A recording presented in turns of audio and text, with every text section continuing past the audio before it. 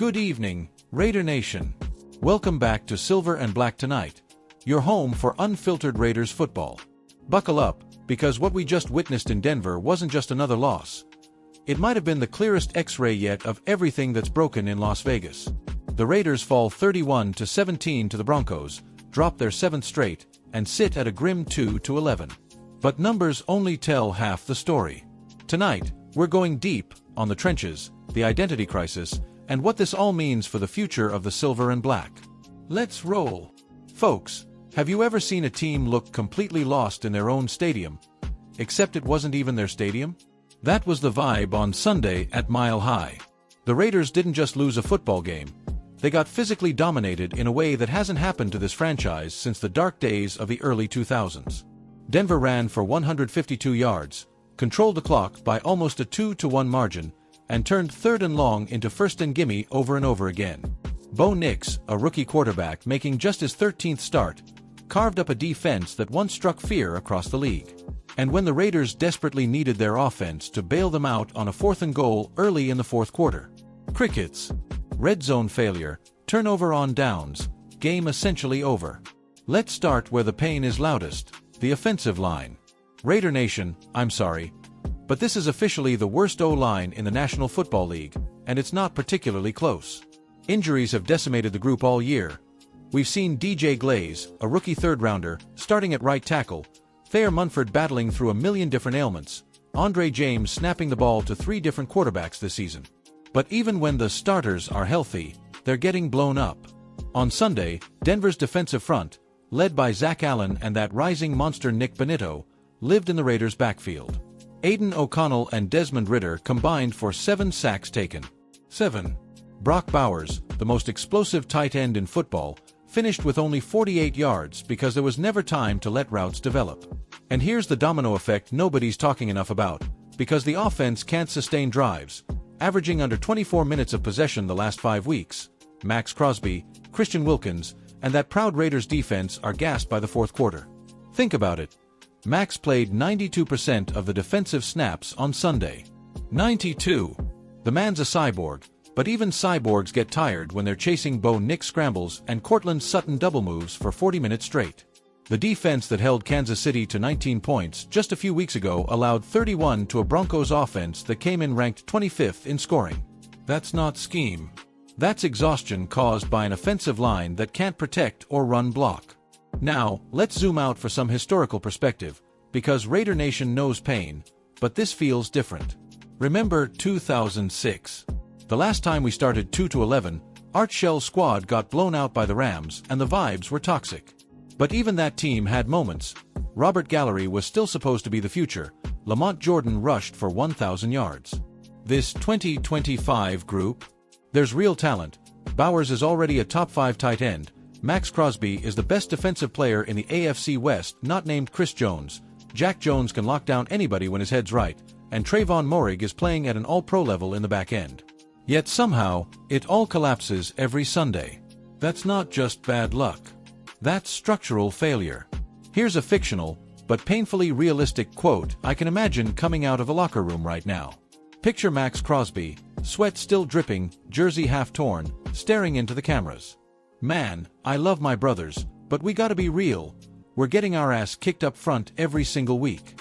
I can rush the passer all day, but if we can't get off the field on 3rd down because we've been out there for 35 minutes, it is what it is.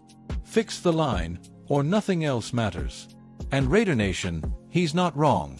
Pete Carroll, the legendary coach we all celebrated when he took the job, is now 2-11 in his first year in Las Vegas. Yes, the roster he inherited was already battered. Yes, the Antonio Pierce era ended in chaos. But even Carroll's Seattle teams always won the line of scrimmage. That's who he is. And right now, the Raiders are dead last in sacks allowed, 28th in rushing yards per game, and 31st in 3rd down conversion rate allowed because the D is worn down. The identity that Al Davis built, vertical passing, ferocious defense, intimidation, it's gone. We don't scare anybody anymore. You can have all the skill in the world. Remember Jamarcus Russell surrounded by a terrible line? Remember the 2016 Derek Carr MVP season that exploded the minute the line crumbled? None of it matters if your quarterback is running for his life on every snap. Let's throw some cold, hard stats at you to hammer this home. Since the move to Las Vegas in 2020, the Raiders have invested exactly one first-round pick on the offensive line, Alex Leatherwood in 2021. The Chiefs have drafted Creed Humphrey and Trey Smith in the mid-rounds and built a dynasty. The Eagles turned a second-rounder on Landon Dickerson and a first on Jordan Mailata, who was a rugby player. Meanwhile, the Raiders are still starting converted guards at tackle and praying rookies survive baptism by fire. It's malpractice, plain and simple. And before anyone says, just pay in free agency, remember, top-tier offensive linemen almost never hit the open market, and when they do, they cost $20 million a year. The smart teams build through the draft. Look at what Detroit did with Penei Sewell and the interior they've assembled. Look at what Kansas City has done protecting Mahomes. That's how you win in today's NFL. Now, let's talk about the headman for a second. Pete Carroll is 74 years old, and he's never had a season this bad, not even close. Seattle fans are laughing on social media right now, saying, "Welcome to what happens when you don't have Russell Wilson and a top 10 defense carrying you." Harsh, but fair question. Is Pete the long-term answer? His gum-chewing, always-compete energy is infectious, but the roster construction falls on GM Tom Telesco and the front office just as much as it does on the sideline. This feels like a marriage that might be over by February if things don't turn dramatically. Imaginary press box moment. I'm putting words in the mouth of a veteran Raiders beat writer right now. Off the record, people inside the facility are already bracing for a full reset. Coaches are updating resumes, scouts are being told to prep for a complete offensive overhaul, and players are openly talking about next year being a different story. When you hear that in December, you know the season's been dead for weeks. But Raider Nation, it's not all doom and gloom, hear me out. There's a light, and it's shining bright in the form of Brock Bowers. The kid from Georgia is already the best player on the offense, and he's 22 years old.